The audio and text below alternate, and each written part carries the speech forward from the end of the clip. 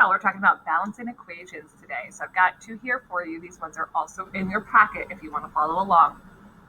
So notice how there's a space for you to diagram. So you really want to diagram these out when you first get started. You might get to a point where you could do it without the diagram. You might not. Either way, it's fine. The diagram is a tool for you.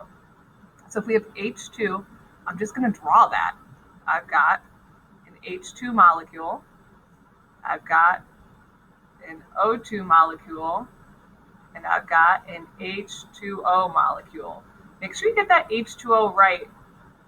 I see a lot of people who will accidentally draw two O's and one H. They'll draw HO2. Make sure it's two H's and one O.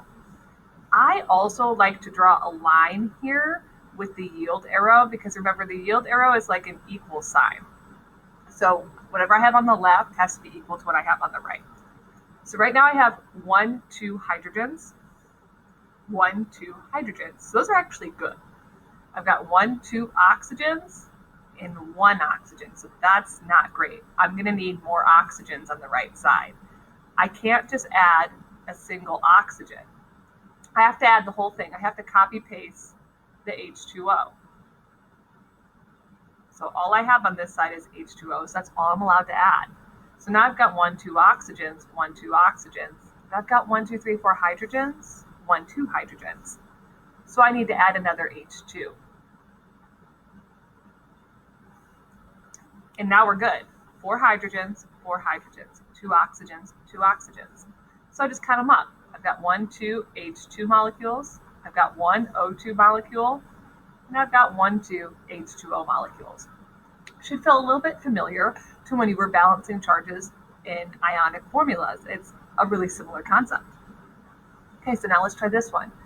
I've got H2 again. I've got Cl2. I'm going to draw my line, and I've got HCl. So 2 H's, 1 H.